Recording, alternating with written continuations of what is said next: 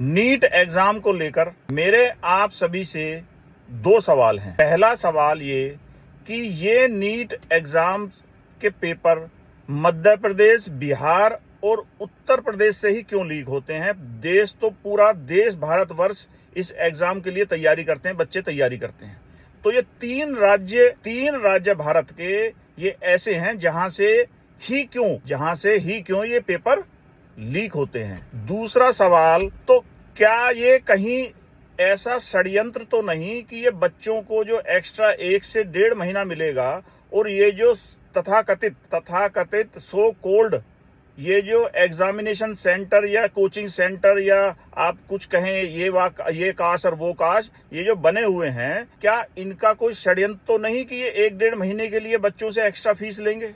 आप सोचिए कितने मोटे पैसे की ये बात होगी। ये दो सवाल, क्योंकि ये सवाल क्यों आए, मेरे एक दोस्त के बेटी ने एग्जाम दिया था, रात में उससे मिलने गया तो बेटी इतनी खुश थी, उसके पापा ने बताया कि बेटी इतनी खुश थी एग्जाम देके कि पापा बहुत अच्छी सीट मिलेगी मुझे, मेरा पेपर बहुत अच्छा गया है।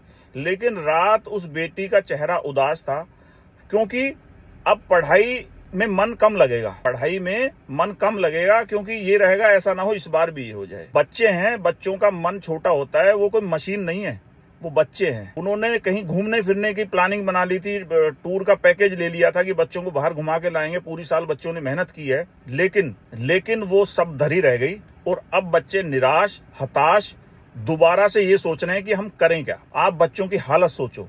इस सरकार को ये सोचना चाहिए, अगर इन्हीं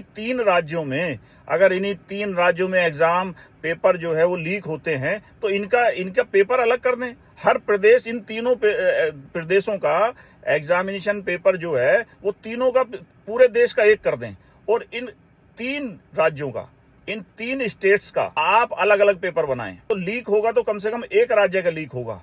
उससे ये जो 2 राज्य पूरा भारतवर्ष है, वो बच्चे मानसिक तौर पर कितने परेशान, किस स्थिति से गुजरते हैं, आप ये समझे कि नीट की पढ़ाई करना बच्चों के लिए कितना कठिन है। और उसके बाद उनकी मेहनत जीरो हो जाए तो उन पे क्या बीतती होगी, उन पेरेंट्स पे क्या बीतती होगी जो अपने बच्चों पर इतनी अपनी जमा पूंजी लगा रहे हैं और उन्हें दोबारा लगानी पड़ेगी। इस चीज को समझना होगा। इन 3 राज्यों में ऐसा क्यों हो रहा है ये भी सोचना होगा, और अगर ऐसा हो रहा है तो इन 3 राज्यों का क्यों नहीं एक राज्य का अलग अलग पेपर बनाएं और पूरे भारतवर्ष का एक पेपर बनाएं।